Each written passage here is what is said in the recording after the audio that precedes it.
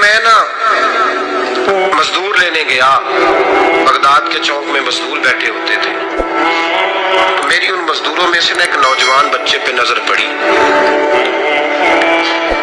بڑا کمزور سا وجود تھا لیکن چہرے پر عبادت کا نشان تھا، ماتھا بتاتا تھا کہ نماز کا بڑا خیال رکھتا ہے۔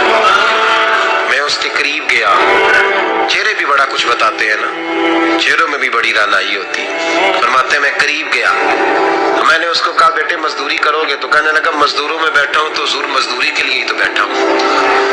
تو میں نے کہا کہ چلو پھر، کہنے لگا نہیں میری کچھ شرطیں۔ میں نے کہا بتاؤ؟ کہنے لگا پہلی شرط یہ ہے کہ لوگ 4 دینار دیہاڑی لیتے ہیں، میں 3 دینار لوں گا۔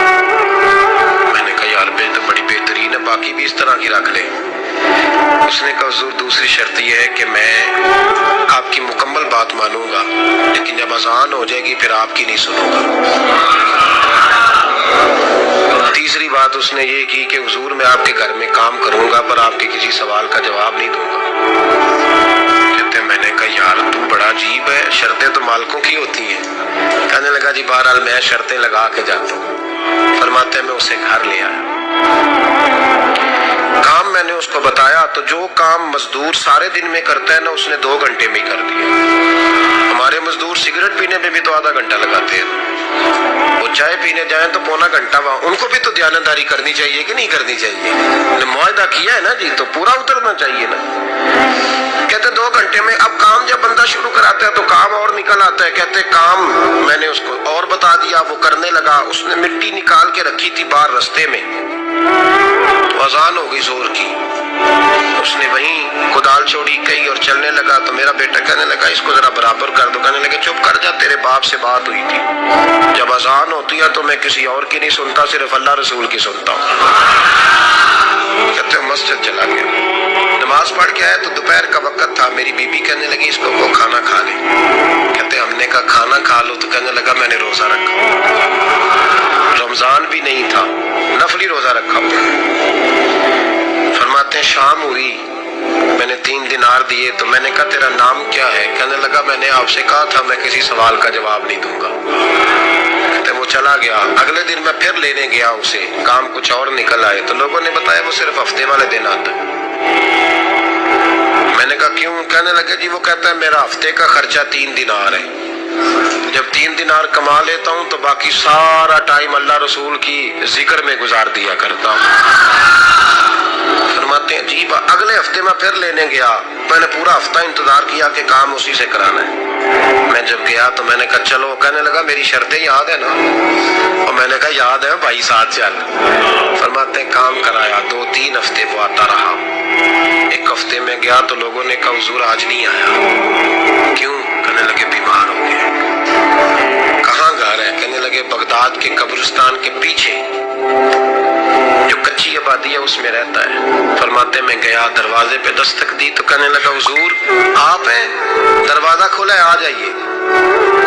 فرماتے میں اندر گیا تو میں نے کہا تمہیں کیسے پتا چلا میں آیا ہوں؟ کہنے لگا حضور اللہ والے ہو، آپ نہیں آنا تھا، ورنہ امیر تو غریبوں کا پتہ لینے کوئی نہیں آتے۔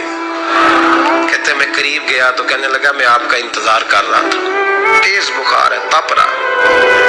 جیب سے کچھ پیسے نکالے، کہنے لگا یہ پیسے رکھ لیں، ایک انگوٹھی نکالی، کہنے لگا حضور آج رات کو میرا انتقال ہو جائے گا، ان پیسوں کا کفن خرید کے صبح جنازہ پڑھ کے مجھے دفن کر دینا، اور جب دفن کرو تو یہ انگوٹھی لے کے عصر کے بعد ہارون رشید کے پاس جانا،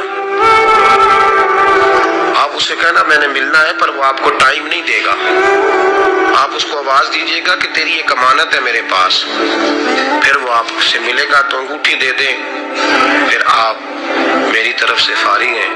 حضرت فرمانے لگے تیرا نام؟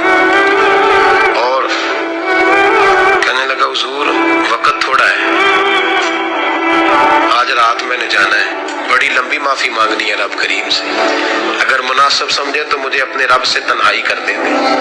فرماتے ہیں میں آ گیا اور اس کی باتوں نے مجھے ساری رات سونے نہیں دیا۔ فرماتے صبح بڑی مشکل سے سورج نکلا، میں گیا دروازے پہ ہاتھ رکھا تو دروازہ کھلا ہوا تھا، اندر داخل ہوا تو خوشبوئیں میرا استقبال کر رہی تھی، جب چہرے سے کپڑا ہٹایا تو اس کا تو انتقال ہو چکا، انتقال ہو چکا، ایسے ایسے ہے جیسے کسی کا دیدار کر کے سویا. کہتے میں تو 2 آدمی لے گیا تھا جنازے پہ, پر پتہ نہیں دنیا کدھر کدھر سے آئی, کہاں کہاں سے. اکھاں جدوں میٹیاں زمانہ مینوں روے گا, اپنا تے اپنا بیگانہ مینوں روے گا. فرماتے ہیں میں تو 2 بندے لے گیا تھا پر پتہ نہیں مخلوق کہاں کہاں سے آئی. جنازہ پڑا, دفن کیا. ہارون رشید کے پاس میں عصر کے بعد گیا, میں نے بلانا چاہا پر بادشاہ تھا, میری طرف دیکھا ہی نہیں. میں نے اس کو کہا تیری ایک امانت میرے پاس ہے. فرماتے ہیں مجھے کونے پہ لے گیا. کیا بات ہے؟ کمرے میں بلایا, میں نے انگوٹھی دی. ہارون رشید تو چیخے مارنے لگا, کہنے لگا انگوٹھی والا کہاں ہے؟ میں نے کہا وہ تو انتقال کر گیا. کہنے لگا مجھے قبر پہ لے چل. کہتے میں قبر پہ لایا تو وہ لیٹ گیا, تڑپ کے رونے لگا. میں نے کہا میرا کلیجہ پھٹ جائے گا, نہ اس نے کچھ بتایا نہ تو نے بتایا, یہ کون تھا؟ تو ہارون رشید کہنے لگا یہ میرا بیٹا تھا. میں نے کہا تیرا بیٹا اور مزدور؟ کہنے لگا حضور یہ حضرت داؤد تائی کے پاس بیٹھا کرتا تھا, ان کا مرید تھا. مجھے روز کہتا تھا ابا تو نے بڑی دنیا اکٹھی کر لی ہے, مرتے وقت تجھ سے ٹانگیں سمیٹی نہیں جائیں گی, اتنا حساب نہیں تو دے سکے گا. میں اس کو سمجھا دیتا, اس کی اماں سمجھا دیتی. یہ روز ہمیں کہتا چھوڑ دو, آ جاؤ اللہ رسول کی بارگاہ میں جھک جائیں. ہم سب ایک دن یہ چلا گیا. کہنے لگا پھر تمہارا رستہ اور ہے اور میرا رستہ اور ہے. یہ سونے کی انگوٹھی غلطی سے اس کے پاس رہ گئی, غلطی سے ہیرے کی انگوٹھی چلی گئی. کہنے لگا دیکھو میرے بیٹے نے آج وہ بھی واپس کر دی ہے. پھر تڑپ کے کہنے لگا ہارون رشید تھا تو یہ میرا بیٹا, پر میرا مرشد نکلا, میرا پیر نکلا. بھائی زندگی تو بڑی تھوڑی ہے نا. بابا صاحب نے کہا تھا اٹھ فریدہ ستیا, اے داڑھی آ گیا پور, اگا نیڑے آ گئی, پچھا رہ گیا دور.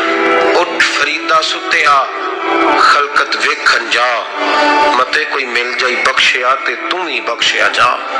اٹھ فریدہ ستیا جھاڑو دے مسیت, تو ستے رب جاگدا تیری ڈاڈے نال پرید. میرا رب ہمیں بھی اپنی بارگاہ میں قبول فرمائے.